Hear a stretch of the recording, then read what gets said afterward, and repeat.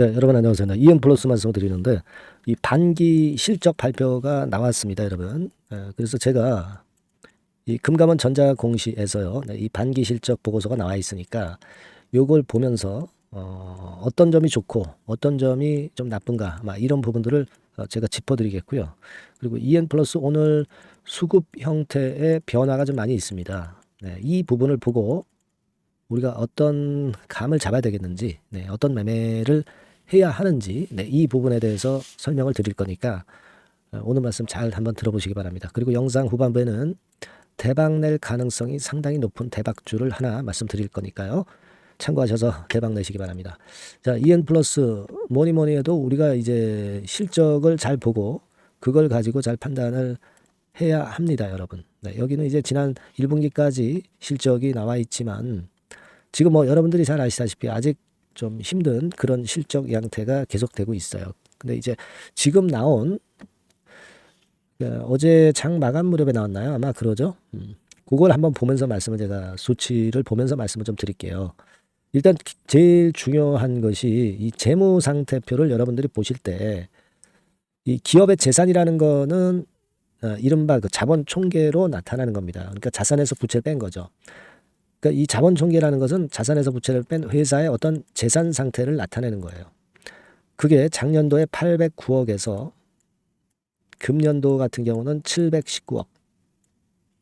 그죠? 네, 이게 맞죠? 네, 요만큼 좀 줄었어요. 한 90억 정도 좀 줄어든 그런 모습을 우리가 볼 수 있습니다. 네, 그런 모습이에요. 예, 여기도 나와 있지만 뭐 그 정도는 우리가 뭐 그렇게 크게 뭐 부담이 가는 그런 정도의 모습은 아니다 이렇게 생각은 들어요. 네, 물론 자본 총계가 늘면 좋겠지만 뭐 늘 수 있겠습니까? 최근에 실적도 시원찮은데 그 정도고, 그리고 손익계산서 같은 경우를 우리가 잘 살펴볼 필요가 있는데요.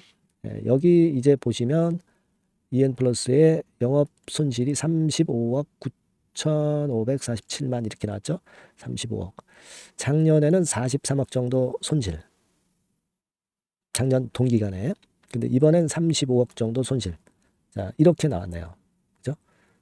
자, 여기 연결 포괄 손익계산서를 그러나 봐야 돼요. 네, 포괄 손익계산서는 뭐 자회사라든가 관계회사의 실적이 포함이 안 된 것이기 때문에 연결 포괄 손익계산서를 보는 것이 중요합니다. 근데 여기서 보시면 연결을 해봤더니 81억 정도 손실이 나고 작년 동기에 44억 정도의 손실보다 더 커졌습니다. 그죠? 네, 그래서 자, 요 점은 좀 안타까움이 좀 있어요.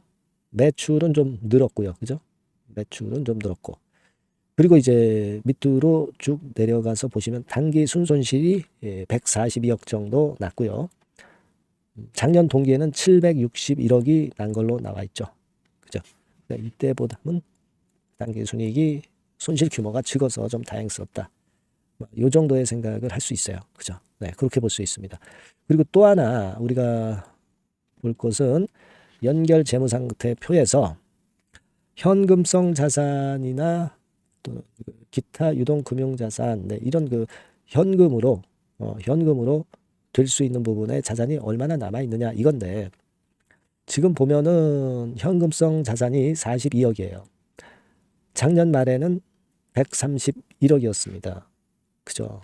무려 90억 정도가 현금성 자산이 줄어들었네요. 그리고 기타 유동성 금융자산은 22억, 작년에는 43억. 그러니까 이것도 한 21억 정도 줄어들었습니다. 그래서 이거 토탈 해보면 지금 한 5억 정도의 현금성 그 자산을 갖고 있다. 이렇게 봐야 되겠고요. 합쳐서 작년 말에는 170억 정도 현금성 자산을 갖고 있다. 이렇게 봐야 되겠죠. 그러니까 작년보다 170억에서 65억이니까 상당히 많이 줄었네요. 그죠? 네, 상당히 많이 줄었다. 이걸 우리가 알 수 있습니다. 여기서도 한번 확인을 해볼까요, 여러분? 자, 여기서도 확인을 좀 해보면, 자, 유동자산 해서 확인을 좀 해보니까, 유동자산에서 여기서 유동금융자산 31억, 그리고 현금성 자산이 103억, 130억 정도 남아 있는 걸로 지난 1분기에 나타났었어요. 그죠? 네, 그랬었습니다. 지금은 여하튼 지금 이 상태로 좀 봐가지고서는 현금성 자산, 네, 이게 많이 좀 줄어들었다. 이 부분을 좀 알 수 있습니다. 한 65억 정도, 65억 정도 현금을 갖고 있는 거예요. 1분기만 하더라도 130억이었는데 여기서 보시다시피 지금 현금과 비슷한 자산이 한 절반으로 줄어들었다. 그렇기 때문에 이제 기업이 계속 살아나가기 위해서는 현금이 많이 필요한데 이번에 증자 결정권을 우리가 알고 있지 않습니까? 여기서 자금이 좀 보충이 확실히 돼야 되겠다. 이런 생각을 하게 됩니다, 여러분. 그죠? 네, 하게 됩니다. 그래서 여기서 자금이 좀 제대로 좀 들어왔으면 하는 생각입니다.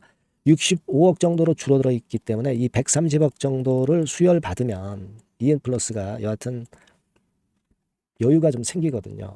그래서 이 제3자 배정 유상증자는 꼭 납입이 좀 돼야 되겠다 하는 생각을 안 할 수 없다는 얘기예요, 여러분. 예, 그죠? 여하튼 실적 발표를 이번에 보면서 뭐 손실이 좀 늘어난 것보다도 일단 현금이 기업엔 있어야 영위를 할 수 있으니까 요것이 제일 중요한 문제다. 이걸 다시 한번 느낄 수 있었던 그런 부분이고요.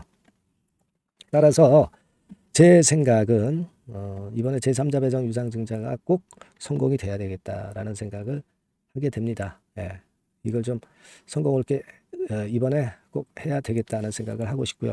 어쨌거나 지금은 그 증자 발행가 위쪽에 주가가 지금 현재는 있기 때문에 이 증자 대금이 물론 들어올 개연성이 좀 있습니다. 1823원이죠. 1823원. 요것이 좀 제대로 납입이 됐으면 하는 그런 생각인데 이제 실적 발표는 끝났으니까 8월 20일 날 이제 납입이 되느냐 여부의 체킹이 남았습니다, 여러분. 그죠? 그리고 여러분 지금 수급 동향을 보면 외인들이 엄청 파네요. 그래서 이게 뭐 실적 때문에 파는 건지 몰라도 최근에 매수를 꽤 했었는데 여기만 보더라도 한 100만 주 정도 샀는데 그중에 40만 주를 털어내네요. 그 점은 좀 아쉬움이 좀 남습니다. 창구 동향으로 보면 어떻습니까? 이 신한증권하고 JP 모간에서 매도를 많이 때리는 모습은 좀 아쉬움이 좀 듭니다. 자, 저는 그래서 지금 여러 가지 상황을 감안해 보면 물론 8월 20일 날 납입이 되면 좋지만 우리가 납입이 안 되고 또 연기가 될 가능성도 있는 것이고 그리고 지금 실적권을 보니까 여기서 큰 강점이 나오지를 않았던 부분 그리고 현금 부분이 절실하다는 거, 네, 이 부분들을 가지고 볼 때 제가 볼 때는 여기서는 비중을 좀 조정을 하시고 그리고 다시 밑에 쪽에서 또 잡을 기회를 생각하시는 것도 나쁘지 않은 전략이에요. 뭐 전부 다는 아니다 하더라도 일부 비중 정도는 축소를 했다 나중에 또 재차 공략한다든가 이런 전략이 지금 현재는 좋아 보입니다. 그거는 아까 이 말씀드린 여러 가지 건들을 감안을 한다면 수급이나 실적 발표나 제3자 배정 유상증자 대금 납입의 가능성 이런 것들을 감안한다면 바닥에서 어느 정도 올라온 상황이니까 그 정도의 비중 조정은 좀 하시고 그리고 그 다음 수순으로 넘어가서 그래서 우리가 어떤 방법을 또 생각하는 게 좋지 않겠나 하는 그런 생각입니다. 좀 객관적으로 제가 말씀을 드리고 있어요, 여러분. 아시겠죠?